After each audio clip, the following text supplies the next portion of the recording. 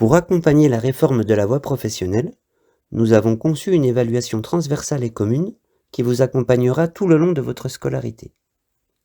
Sans notes, parce que celles-ci ne servent trop souvent qu'à trier et classer, au lieu d'accompagner vos apprentissages.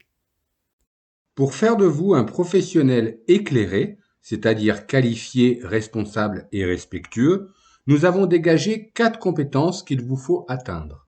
Pour devenir ce professionnel éclairé, il vous faut comprendre et savoir analyser la demande. Ensuite, réaliser, c'est-à-dire savoir faire. Puis il vous faut savoir communiquer et transmettre vos savoirs et savoir-faire. Enfin, nous attendons que vous soyez des acteurs de vos apprentissages, engagés et responsables.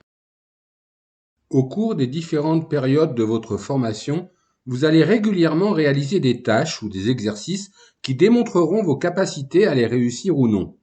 Il y a de 5 à 8 capacités à acquérir pour valider chacune des 4 compétences. Ces capacités sont la plupart transversales, c'est-à-dire communes à diverses disciplines, particulièrement dans la compétence D, je m'engage. Cependant, quelques capacités sont réellement spécifiques. Celles-ci relèvent davantage de la compétence B, je réalise. Nous vous proposons donc une évaluation sérieuse mais ludique où il s'agit de remplir votre propre carton de loto et en tirer les bons numéros.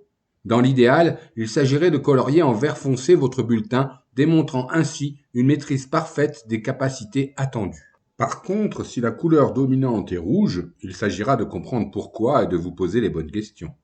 Si la couleur dominante est jaune, c'est que vous n'avez pas encore atteint le niveau attendu. Autrement dit, vous ne savez pas faire ce qui vous est demandé.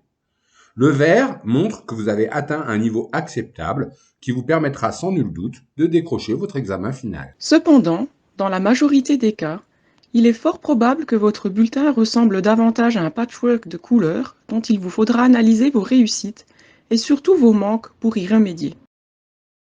Comme dit précédemment, la plupart du temps, les capacités sont transversales, c'est-à-dire qu'elles peuvent être évaluées dans différentes disciplines. C'est le cas dans les compétences A, C et particulièrement D. Notez que les capacités B1 et B2, exclusivement dédiées à l'atelier, sont indispensables à la validation de la compétence B, je réalise.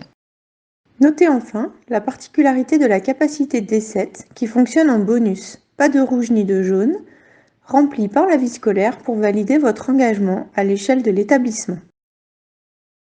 Pour terminer cette présentation, ajoutons que ce bulletin global sera également accompagné d'un second bulletin qui montrera toujours votre maîtrise des 4 compétences, mais dans chaque discipline ou dispositif transversal, chef-d'œuvre ou co-intervention. Futurs usineurs, microtechniciens, horlogers et bijoutiers, nous vous souhaitons une très belle année scolaire dans les murs du lycée Edgar Faure.